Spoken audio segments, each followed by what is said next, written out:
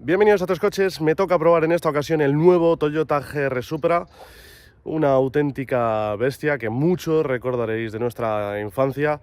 Yo lo he disfrutado en películas como A Todo Gas, lo he disfrutado también en Need for Speed, en fin, esto es un sueño de coche hecho realidad 17 años después para una quinta generación que desde luego se ha hecho esperar, se ha hecho de rogar, pero ha merecido la pena. Así que como siempre, dentro intro y empezamos.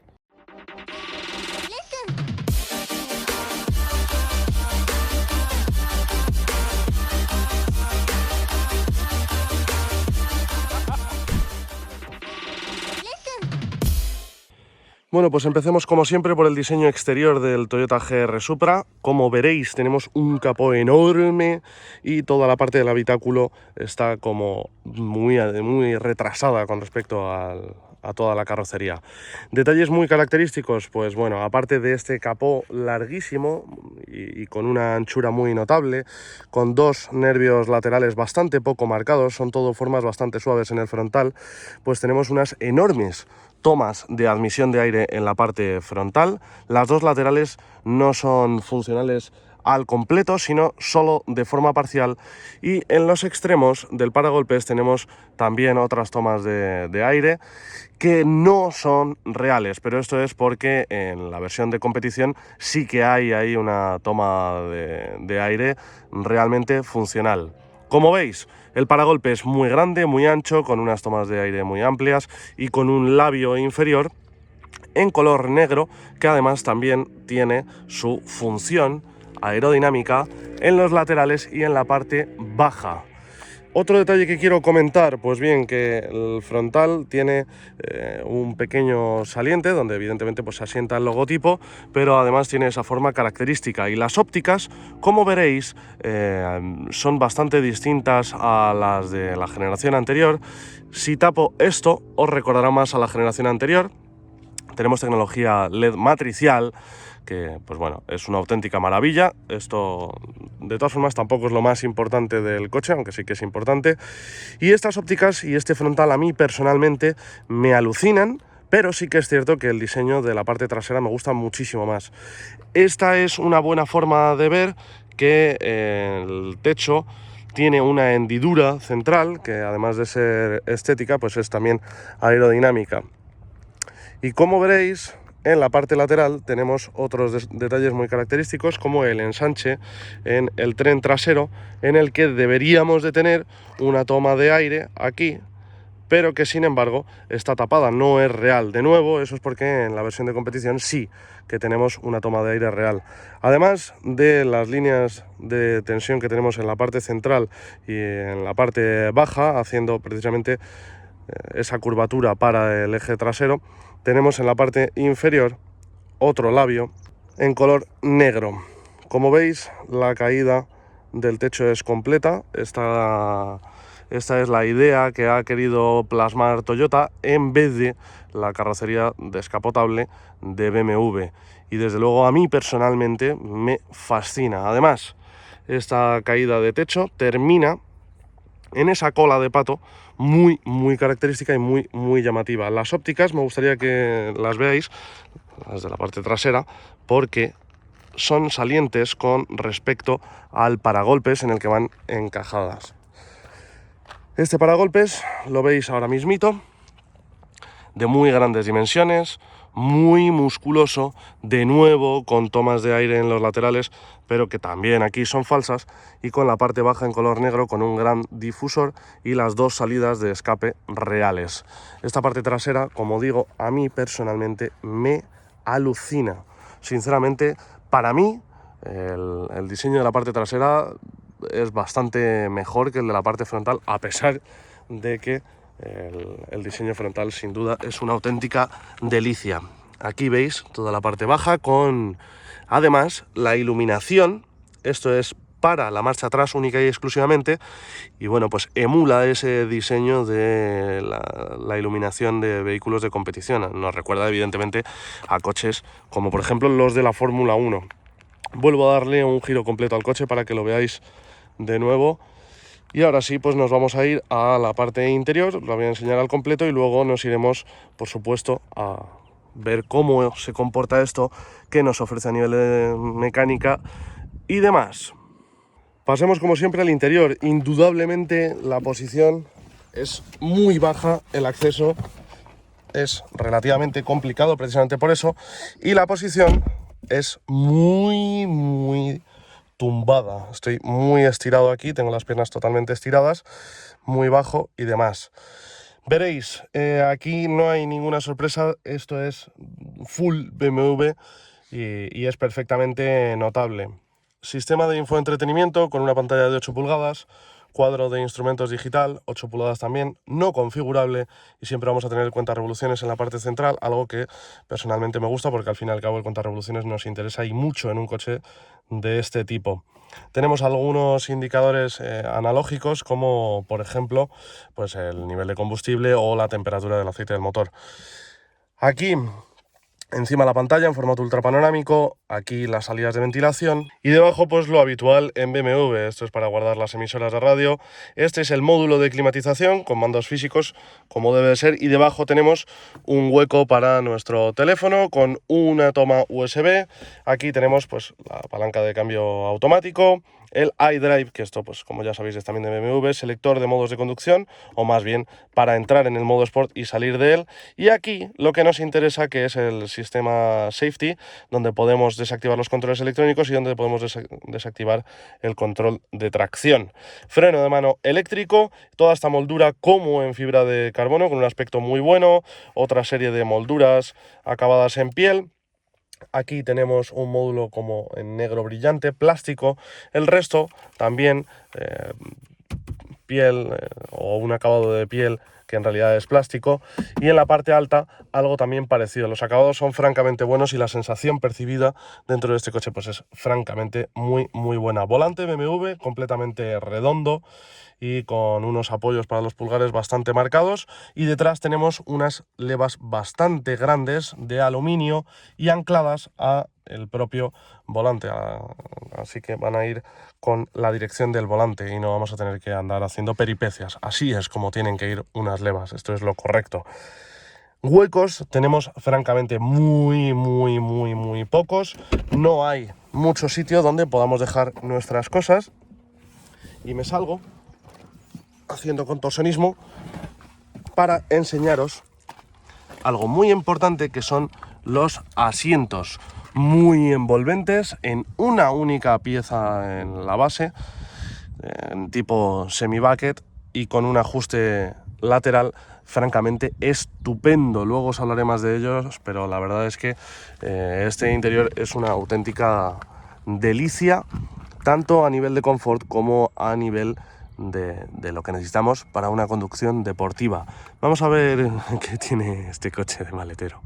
El maletero en realidad ni tan mal, porque tiene 290 litros de capacidad, que para un coche de estas características, biplaza, deportivo, etcétera, no está nada mal. El acceso evidentemente es algo complicado, la boca de carga es bastante estrecha, etcétera, lo que tú quieras, pero no está nada mal esta capacidad que tenemos. Eso sí, tenemos comunicación directa con el habitáculo, así que cuidado con qué cargamos aquí y de qué manera, porque se nos puede ir directamente hacia adelante. Cosa importante, el maletero se abre o desde la llave con el cierre centralizado o desde el propio puesto de conducción. Este coche es una auténtica barbaridad. Estaba deseando que llegásemos a este punto del vídeo para contaros por lo que realmente importa en este vehículo, en el Toyota GR Supra, que es evidentemente la conducción, el comportamiento dinámico, el chasis, el motor, etcétera. Vamos a empezar por lo básico. Tenemos un coche con un motor con un 6 cilindros en línea, 3 litros de cubicaje, 340 caballos de potencia y 500 Nm de par motor máximo. Un motor de origen BMW, de hecho es un motor BMW, y a fin de cuentas toda la parte base, digamos, del coche es de BMW. Esto es un coche más alemán que japonés.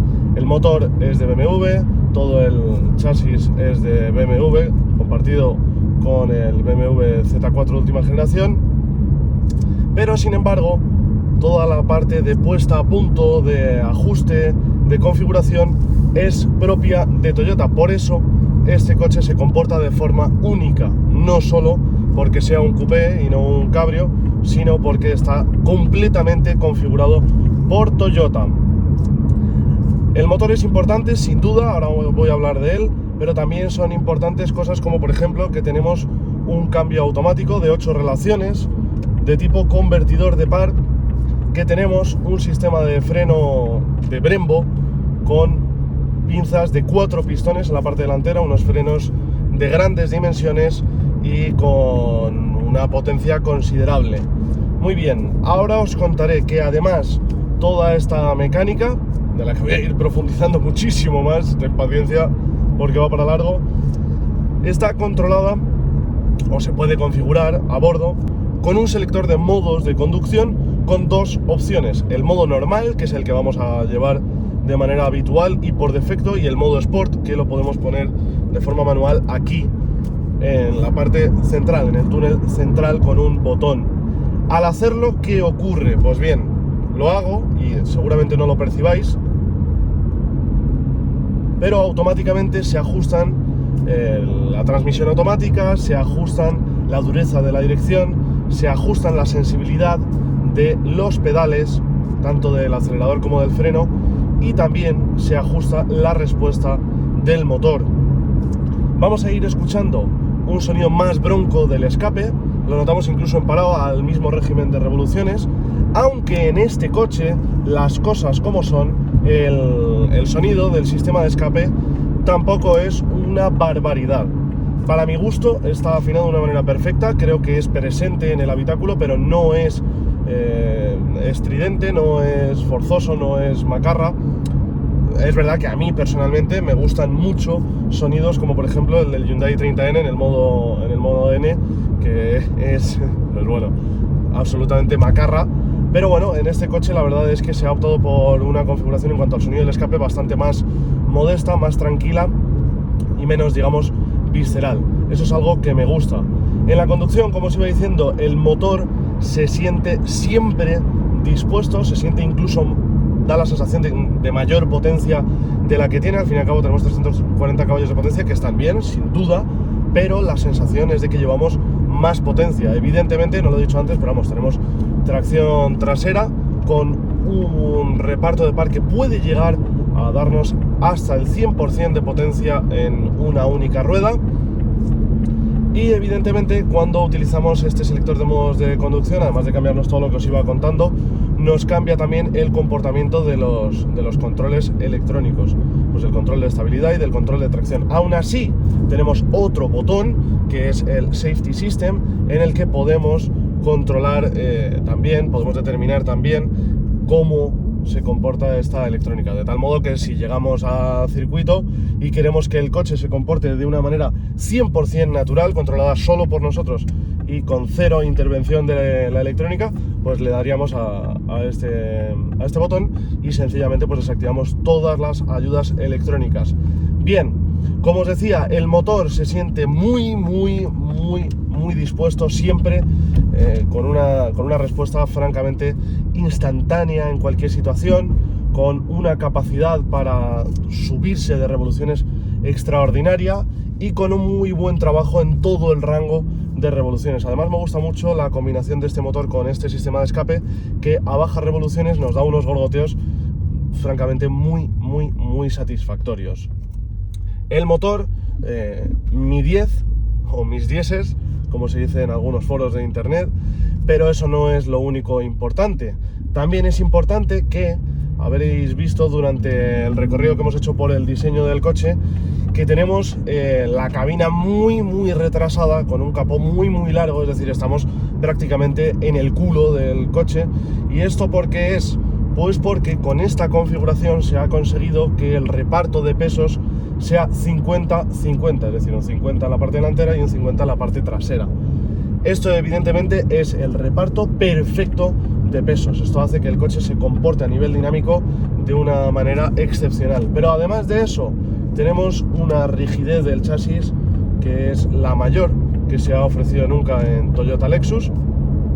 Tiene un chasis muy rígido, eso también va a beneficiar el comportamiento dinámico. Y por otro lado tenemos una configuración de suspensiones independiente tanto delante como detrás, que ayuda también al comportamiento dinámico.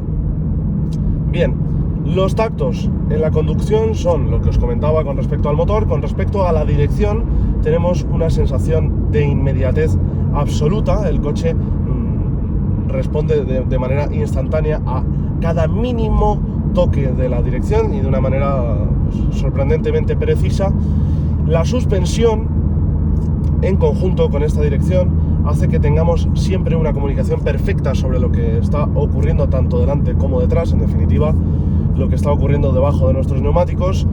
Y eso sí, es cierto que me ha sorprendido y mucho, que me esperaba un coche tremendamente duro, como una tabla de planchar, mucho más... es que no quiero decir deportivo porque deportivo es el coche, pero me lo esperaba muchísimo más radical a nivel de suspensión, y la verdad es que no lo es. Si bien es un coche duro y es un coche deportivo, en absoluto está enfocado hacia el confort, vamos, nada más lejos de la realidad, pero es un coche que podemos utilizar con cierta comodidad en el día a día, en movimientos, en trayectos normales, en trayectos regulares, y que al mismo tiempo se presta muy precisa y muy correcta cuando hacemos una conducción deportiva. Pero la verdad es que el coche de suspensión es ligeramente más blandito de lo que yo me lo esperaba. Y de verdad quiero insistir en esto, quiero incidir y mucho en que no es algo negativo, sino al contrario, me parece muy positivo que hayan conseguido un equilibrio tan bueno entre un coche apto para el daily use y al mismo tiempo tan bien hecho para un uso deportivo. Otras cuestiones muy importantes que tengo que comentar sobre este coche, pues por ejemplo, que el asiento en el que estoy sentado tiene una muy buena sujeción lateral. La base de las piernas me gusta mucho, que tiene unos laterales menos marcados, y por lo tanto, pues gente como yo, que la verdad es que a mí me gusta ir bastante espatarrado, pues no voy incómodo con los lóbulos exteriores de la base del asiento, pero en la base de la espalda sí que noto que tengo una sujeción absoluta, tanto en una conducción así normal como en una conducción deportiva. Además, si tienes algún tipo de problema en el sentido de tienes la espalda muy estrecha o tienes la espalda muy ancha, yo personalmente tengo la espalda bastante ancha, tienes un ajuste de estos lóbulos laterales para quedarte pues mejor recogido, sea abriendo los lóbulos o sea cerrándolos en función de tu necesidad. Este asiento, al mismo tiempo que de verdad me parece excepcional para un uso deportivo, también me parece un asiento francamente cómodo para el día a día e incluso para poder hacer un trayecto de largo recorrido. O sea, la verdad es que en ese sentido, una vez más, me parece que es brillante el equilibrio que han conseguido entre la deportividad y el uso en el día a día. A nivel de conducción, como os estoy diciendo, me parece que es un coche que me transmite unas sensaciones tremendamente divertidas. El motor de verdad se comporta de una manera excepcional. Aquí la ingeniería alemana con la ingeniería de Toyota en cuanto al ajuste y la puesta a punto es francamente brillante. Es un coche que responde bien, es un coche que responde de forma inmediata, es un coche que igual puede funcionar de una manera tranquila con un cambio automático que en modo normal tiende siempre a llevar marchas altas y a llevar el coche de una manera bastante relajada, que le podemos apretar de pedal o bien utilizar el modo Sport y notar que el coche va siempre con ganas de estrujarse al máximo. De verdad, las sensaciones de deportividad en este coche son francamente buenas y todo está configurado para prestar un nivel de diversión que sinceramente he visto en pocos coches. Y creedme que aunque en este canal ha habido poca presencia de coches deportivos, he probado bastantes coches deportivos y este coche me ha sorprendido muchísimo por el nivel de diversión que presta.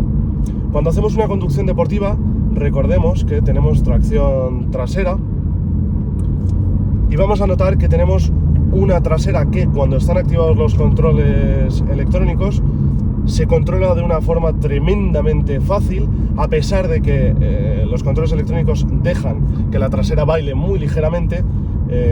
Siempre mantenemos el control sobre el coche y la verdad es que, pues bueno, podemos divertirnos sin tener riesgos y con un control absoluto sobre el vehículo. Sin embargo, si quitamos todos los controles y nos metemos en circuito y aprovechamos el modo Sport, vamos a ver que tenemos un coche muy bailón de atrás, pero que con ese reparto de pesos, con esa configuración de la suspensión, en definitiva, con toda la ingeniería que hay detrás de él, la verdad es que igualmente, aunque lo podamos cruzar por completo, tenemos un coche muy controlable, mucho más de lo que a priori parece. ¿Y por qué digo que a priori no lo parece? Pues bueno, porque tenemos un puesto de conducción muy bajo y muy estirado, que junto con este acristalamiento tan ligero nos da una visibilidad muy escasa. Y cuando estamos aquí sentados, sinceramente, tenemos la sensación, a priori, en un principio, de que el coche es prácticamente una máquina de competición que nos va a costar controlar. Sin embargo, no es así. De verdad que el comportamiento es francamente noble. Y en definitiva, pues como veis, solo puedo deshacerme en halagos con este coche. Me ha sorprendido y me ha encantado a partes iguales. Sin duda, es una compra que yo personalmente recomendaría. Lo he disfrutado una barbaridad y te pido que si tú también lo has hecho, te suscribas al canal, le dejes un like y si quieres, pues me preguntes lo que te dé la gana sobre él en los comentarios, que estaré encantado de responderte a las preguntas que tengas. Muchas gracias por ver el vídeo y nos vemos a la próxima.